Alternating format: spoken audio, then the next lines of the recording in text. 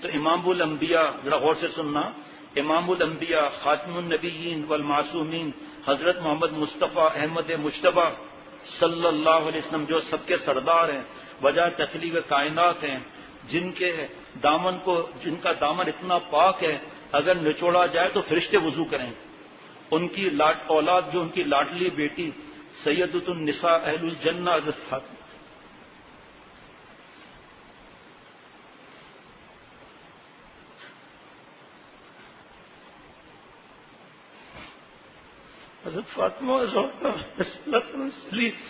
تو ان کا کیا مقام ہوگا، ان کی اولاد کا.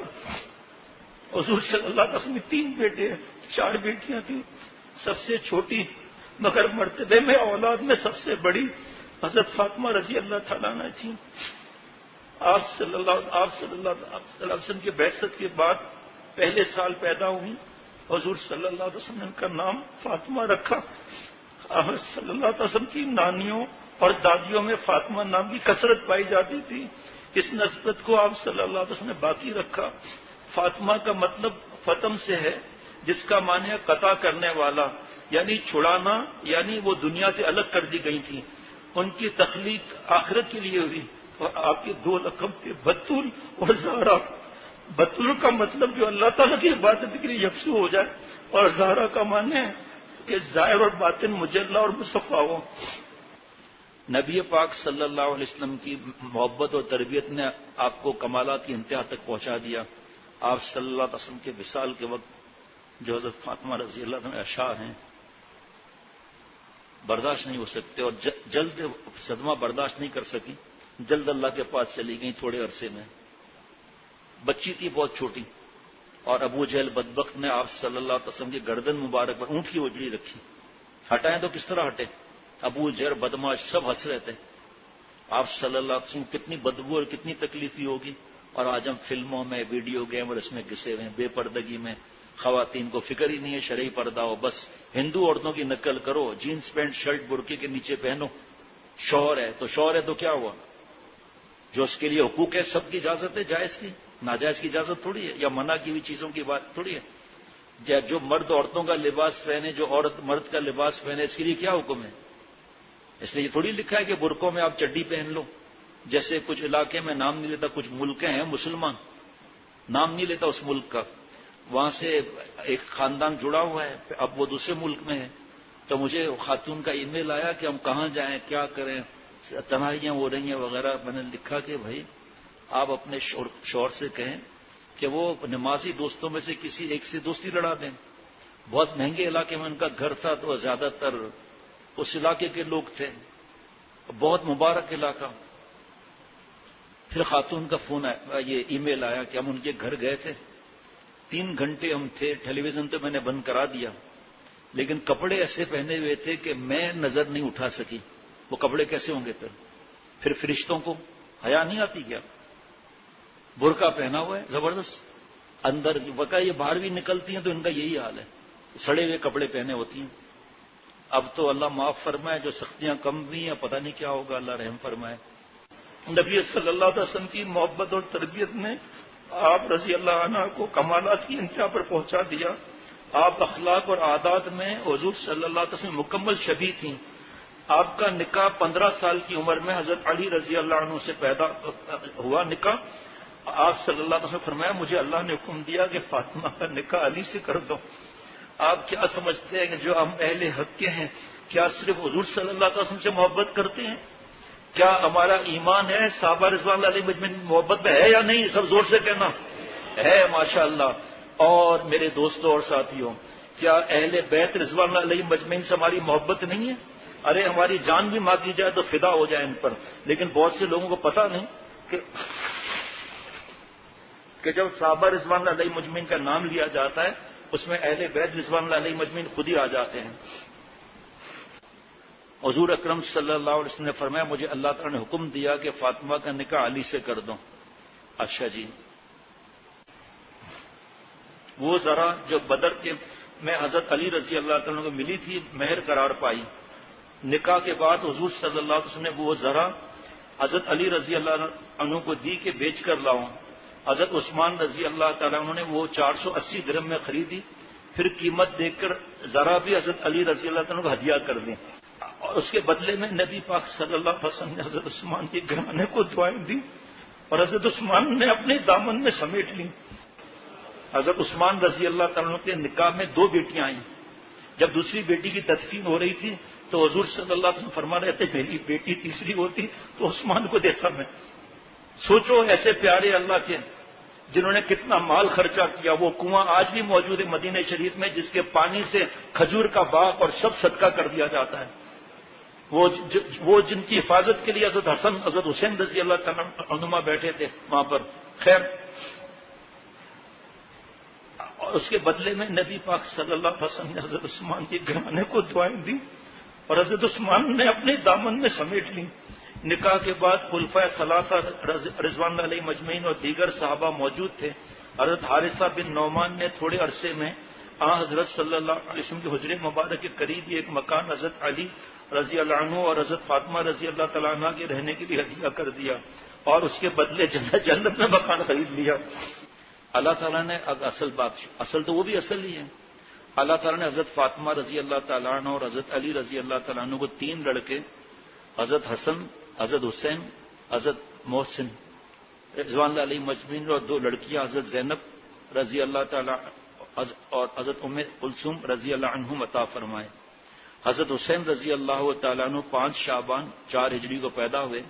آپ کی پیدائش مبارکہ سے پہلے حضور صلی اللہ علیہ وسلم کی چچی ام الفضل زوجہ حضرت عباس رضی اللہ تعالیٰ عنہ نے ایک خواب دیکھا کہ حضور صلی اللہ علیہ وسلم کے جسم مبارک سے گوشت کا ایک ٹکڑا جدا ہو کر ان کی جھولی میں گرا۔ حضور صلی اللہ علیہ وسلم فرمایا غم نہ کریں، خواب مبارک ہے، ان قریب میری بیٹی سیدہ فاطمہ زہرا رضی اللہ تعالیٰ کے ہاں بیٹے کی پیدائش ہوگی جس کی پرورش آپ کے ذمہ ہوگی۔ چنانچہ اس خواب کے کچھ عرصے بعد حضرت حسین رضی اللہ عنہ پیدا ہوئے اور جو جنت کے شہزادوں حسن اور حسین رضی اللہ تعالیٰ کی خوبصورت جوڑی مکمل ہو گئی۔ جنت کے سردار ہیں نا، وہ خطبہ پڑھتے ہیں نا جمعے میں، اس میں سب ذکر ہے۔ یہ خبر ملتے ہی نبی صلی اللہ علیہ وسلم تشریف لائے اور برکت کے لیے اپنے زبان مبارک نومولود کے منہ میں ڈالی، دائیں کان میں اذان اور بائیں کان میں اقامت کہی، اور سنت ہم دوسری سنت اپناتے ہیں کہ کوئی بھی خاندان کا بزرگ جو اللہ والا ہو تو وہ کھجور چبا کر یا چھوارا یہ مکھی کے سر کے برابر اس کے تالو میں لگا دیں۔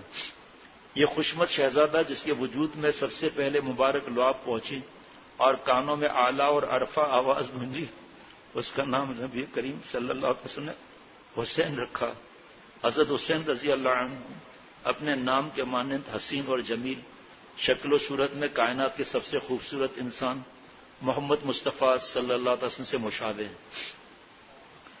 نبی کریم صلی اللہ علیہ وسلم اور صحابہ رضوان اللہ علیہ مجمعین کی آنکھ کا تارا تھے۔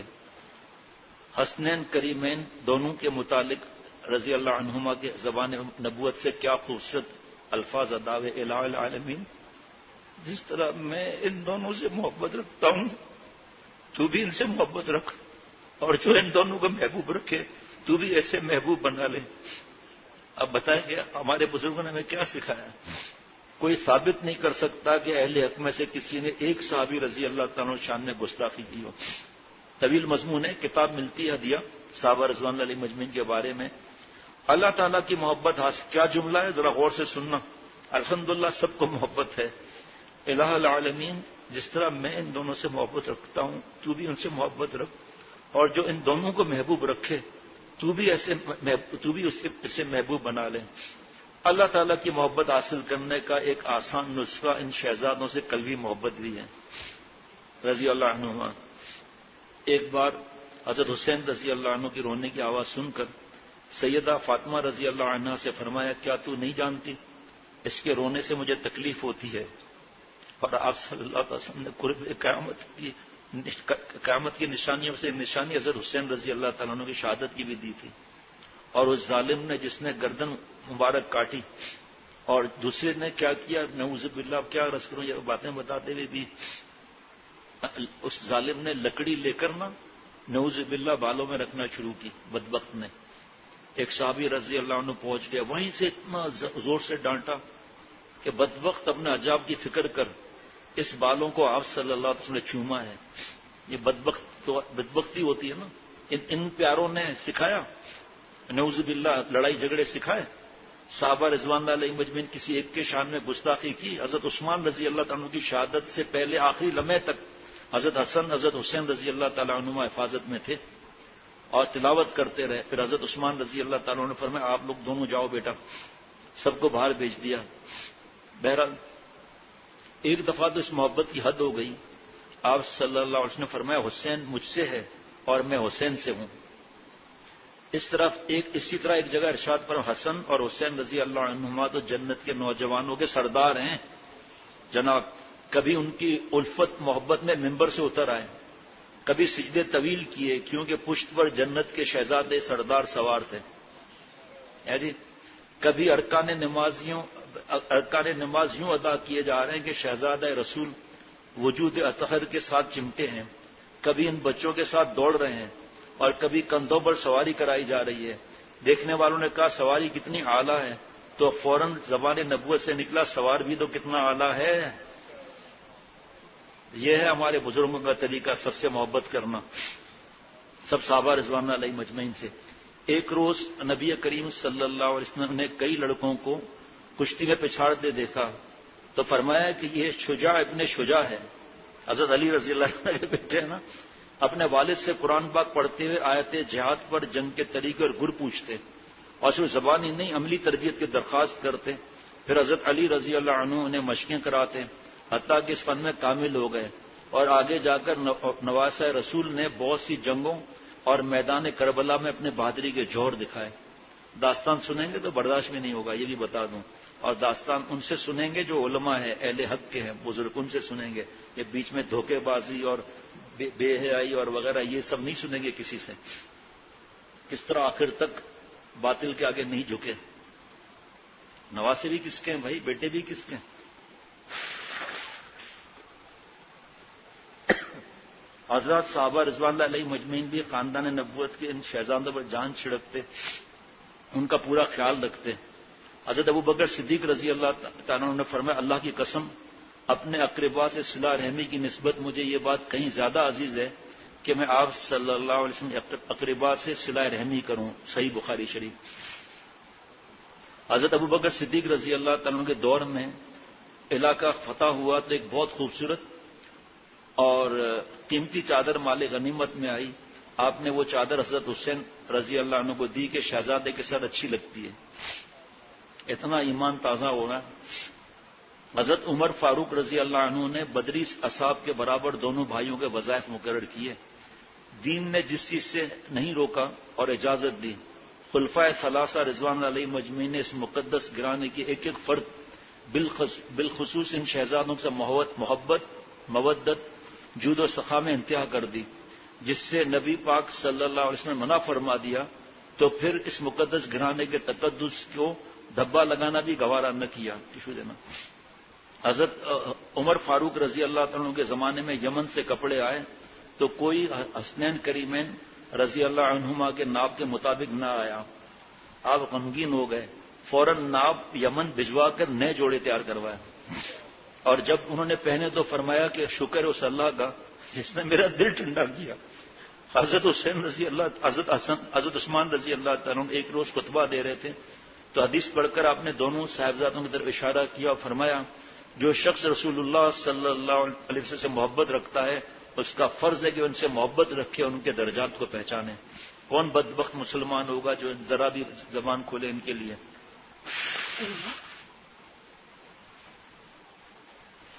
حضرت عثمان رضی اللہ تعالیٰ سے محبت کا حق بھی حسن اور حضرت حسین رضی اللہ تعالیٰ نے ادا کیا. آ گیا یہ معاملہ جب خلیفہ رسول باغیوں نے جب خلیفہ رسول کے گھر کا محاصرہ کیا تو دروازے پر پہرا دیا. آپ صلی اللہ علیہ وسلم کی دو بیٹیاں یکے بعد دیگرے حضرت عثمان رضی اللہ تعالیٰ کے نکاح میں آئیں اور جب دوسری بیٹی کا وصال ہوا آپ صلی اللہ علیہ وسلم لحد میں رکھ رہے تھے تو فرمایا میری تیسری بیٹی ہوتی تو عثمان کو دیتا. آج سوچیں وہ لوگ جو اپنے کو دوزخ کی طرف لے جا رہے ہیں, سوچیں وہ مسلمان جو ان کی باتیں سنتے ہیں اور ان کے چینل پر جاتے ہیں اور زبان خراب کرتے ہیں اپنی. تو اس وقت تھا بڑا آیا بولنے والا, اللہ تجھ سے پوچھیں گے ان کا شہزادوں میں اختلاف ہوا کہ ہم حیدرآباد جائیں گے سپر ہائی وے سے، دوسرے نے شہزادے نے کہا ہم جائیں گے تھانہ بولا خان سے، تو اس کا فیصلہ بادشاہ کرے گا یا بھنگی کرے گا؟ بادشاہوں کو بادشاہت کی بھیک دینے والے نے فیصلہ کر لیا، رضی اللہ عنہم ورضوا عنہ، اللہ ان سے راضی وہ اللہ سے راضی۔ کوئی ثابت نہیں کر سکتا کہ قرآن پاک، حدیث پاک، فرائض، واجب، سنت موقدہ میں کوئی صحابہ رضوان اللہ علیہ مجمعین کے مشورے میں فرق آیا ہو، بس یہ فرق تھا۔ آج مسلمان ہو کر اللہ کے پیاروں کے خلاف باتیں سن رہے ہیں۔ حضرت عثمان رضی اللہ عنہ نے کیا کیا قربانیاں نہیں دی، کس کس جہاد میں مال سے، جان سے، اولاد سے حصہ نہیں لیا، کیسے مسلمان پریشان تھے، یہودی سے کنواں خرید کر سب کے لیے عام کر دیا۔ آج بھی اس کے پانی سے جو کھجور کے باغ ہیں نا، وہ سب صدقے میں جاتے ہیں۔ آؤ 1400 سال سے حضرت عثمان رضی اللہ عنہ گنو، اور یہ شہزادے جنت کے، اب دیکھو آپ، لیکن وہ کھا جائیں گے بات کے بیچ میں سے، وہ نہیں بتائیں گے، ورنہ ہم سب کا ایمان تازہ ہو جائے گا۔ وہ گالیاں دیں گے، برا بھلا کہیں گے، صحابہ رضوان اللہ علیہ مجمعین کے شان میں گستاخی کریں گے، اور ہمارے بزرگ فرماتے رہیں گے جوش میں مت آنا، لڑنا مت، کچھ بھی نہیں کرنا، بہانا چاہیے، ہنگامے اور گھروں کو آگ لگانے کا بہانا چاہیے، اللہ پر نظر رکھو۔ اللہ نے ان کے لیے فیصلہ کر دیا ہے۔ قرآن پاک میں جگہ جگہ سب صحابہ رضوان اللہ علیہ مجمعین کی تعریف آئی ہے۔ جب بیوقوفوں سے بات کرو، اصل میں اس کے بعد وہ بدل گئے، اللہ کو پتہ نہیں تھا غیب کا، نعوذ باللہ، کیسی بات ہے۔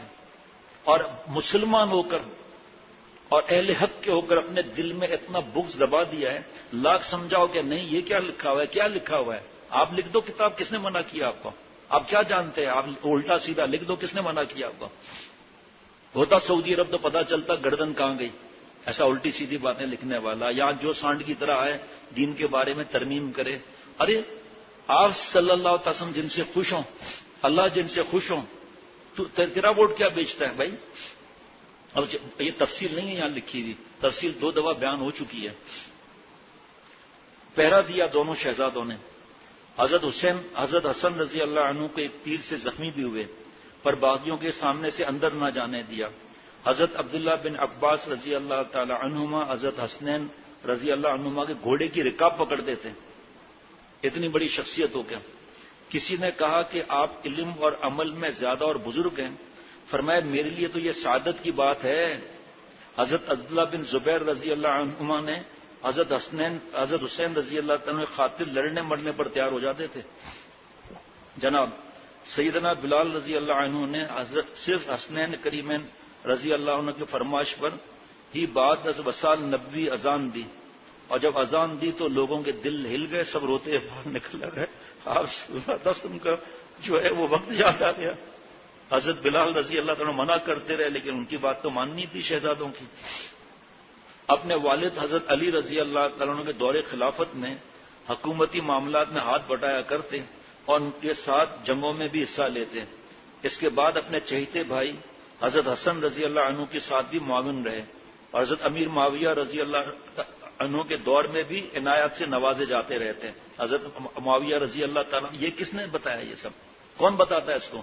کہ حضرت معاویہ رضی اللہ عنہ ان پر جان چھڑکتے تھے، ان کو ہدیے تحفے بھیجتے تھے کہ یہ خوش ہو جائیں تو آپ صلی اللہ علیہ وسلم خوش ہوں گے تو اللہ خوش ہوں گے۔ الغرض ہمیشہ سب کے منظور نظر رہے اور اپنے اختیارات کو استعمال کرتے رہے۔ ایک دفعہ حضرت معاویہ رضی اللہ عنہ کو کسی امیر سلطنت کی طرف سے بھیجا جانے والا سامان مدینے کے پاس سے گزرا تو حضرت حسین رضی اللہ عنہ نے 10 اونٹوں سے سامان اتروا کر پاس رکھ لیا اور پیغام بھجوایا کہ اپنا حق وصول کر لیا، البتہ کچھ باقی ہے۔ مال کے حاصل کرنے کا یہ مطلب نہیں کہ جمع کرتے تھے، سننا آگے، بلکہ مدینے کے سب سے زیادہ سخی کا پوچھا جاتا تو لوگ حضرت حسین رضی اللہ عنہ کا نام لیتے۔ ان کا حصہ تھا، اللہ کی راہ میں اتنا خرچ کرتے کہ اکثر مقروض ہو جاتے اپنے نانا آپ صلی اللہ علیہ وسلم کے طریقے پر۔ حسن سلوک ایسا کہ بے مثال۔ ایک دفعہ خادم سے خطا ہو گئی، اس نے گھبرا کر آیت پڑھی کہ غصے پینے والے اللہ کو پسند ہے، والکاظمین الغیظ، آپ والعافین عن الناس واللہ یحب المحسنین۔ آپ رضی اللہ عنہ نے فوراً معاف کر دیا۔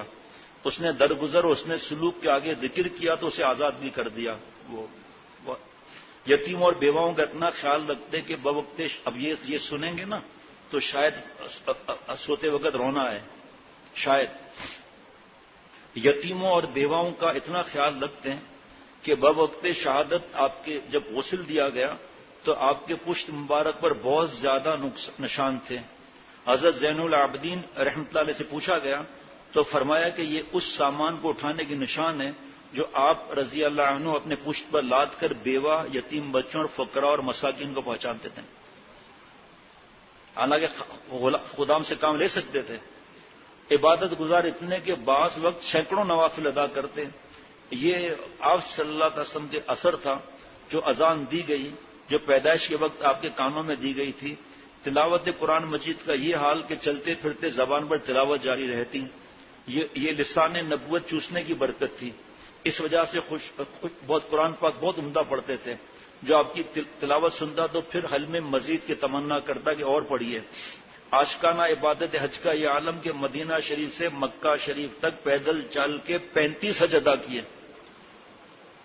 گرمی کیسی، یہ چیزیں تو پھیلانے کی آگے، لڑنا تھوڑی ہے، بحث تھوڑی کرنا ہے. ہمارے بزرگوں نے بحث کرنے سے منع کیا ہے، مانیں گے ہی نہیں کبھی بھی. ہم نے آگے بڑھنا ہے کتابوں کا حوالہ دے کر. سوتے رہو بچہ، یہاں یہ 35 سال حضرت گئے ہیں اور یہاں سو رہے ہیں آپ. سخاوت کا یہ حال تھا کہ اپنے تو اپنے دروازوں سے دشمن بھی خالی نہیں گئے. قرض لے لیا پر کسی سائل کو مایوس نہیں کیا. نماز سے اتنی محبت کہ اللہ کے دین کی سر بلندی کی خاطر نکلے اور اسی راستے میں سجدے کی حالت میں میدان کربلا میں 10 محرم ہجری 61 کو 57 برس کی عمر میں شہید کر دیے گئے. ہمارا المیہ یہ ہے کہ ہم صرف 10 محرم کو ہی حضرت حسین رضی اللہ تعالیٰ عنہ کا ذکر کرتے ہیں، جبکہ چاہیے تو یہ تھا کہ محراب اور ممبر ہو یا صحافت کی دنیا ہو، تسلسل کے ساتھ ان مقدس ہستیوں کا ذکر خیر ہونا چاہیے. میرا ارادہ تھا کہ آج پڑھوں گا پھر ریکارڈ میں رکھ لوں گا. ابھی تو دل کی یہ کیفیت ہے کہ جمعرات کل ہو تو اس کو پڑھ لوں. کیا ہے اس میں بھائی؟ یہاں آ بھی گیا. شہادت کے ساتھ آپ کی روشن زندگی کے مثالی کارنامے کو بھی قوی حوالہ جات کے ساتھ، قوی حوالہ جات کے ساتھ بیان کیا جائے تاکہ امت مسلمہ اپنے بڑوں کی زندگی سے بخوبی آگاہ ہو سکے. اللہ تعالیٰ ان حضرات کو جن کے وجہ سے دین ہم تک پہنچا بہترین جزا سے نوازے اور کل ہمارا حشر ان کے قدموں میں بنائے. اللہ تعالیٰ آمین بولنا چاہیے.